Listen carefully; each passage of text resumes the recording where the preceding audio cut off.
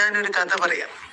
കഥയുടെ പേര് വിഡ്ഢിയായ സിംഹം. ആരാണ് വിഡ്ഢി? സിംഹം. സിംഹത്തിന് പറ്റിയ വിഡ്ഢിത്തം എന്താണെന്ന് നമുക്ക് കാണണ്ടേ? ഞാൻ പറയും. ഒരു ദിവസം സിംഹം കാട്ടിലൂടെ നടന്നു പോവുകയായിരുന്നു. ഭക്ഷണം അന്വേഷിച്ച് പോവുകയാണ്. നടന്ന് കുറേ നടന്നിട്ടൊന്നും ഒരു ജീവജാലങ്ങളെയും കണ്ടില്ല. അങ്ങനെ ക്ഷീണിച്ച് വീണ്ടും കുറേ നടന്നു പോയപ്പോ ദൂരെ ഒരു മുയൽ ഉറങ്ങുന്നത് കണ്ട്. കിടന്നുറങ്ങ. അവൻ സിംഹം എന്ത് ചെയ്തു? ശബ്ദമൊന്നും ഉണ്ടാക്കാതെ മെല്ലെ കാല് വെച്ച് നടന്ന്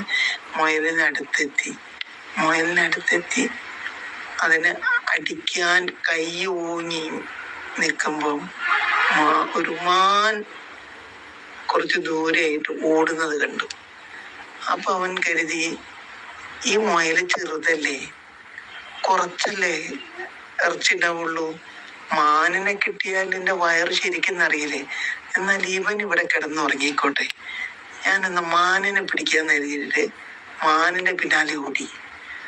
ആ ഓടുന്ന ശബ്ദം കേട്ട് നമ്മളുടെ മുയൽ ഉണർന്നു ചുറ്റും നോക്കി.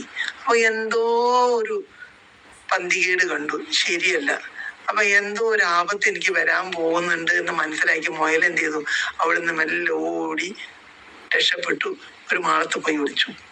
സിംഹം മാന്റെ പിന്നാലെ ഓടി. ഓട്ടം. ഓടി തളർന്നു സിംഹം. എന്നാലും നിന്നില്ല, പിന്നാലെ ഓടി. ഏകദേശം അടുത്തെത്താറായി നടന്നപ്പോ മാൻ വെട്ടിച്ച് വീണ്ടും ശക്തിയിൽ മാൻ ഓടി കുറേ ഓടി. മാനിനെ സിംഹത്തിന് കാണാതെയായി.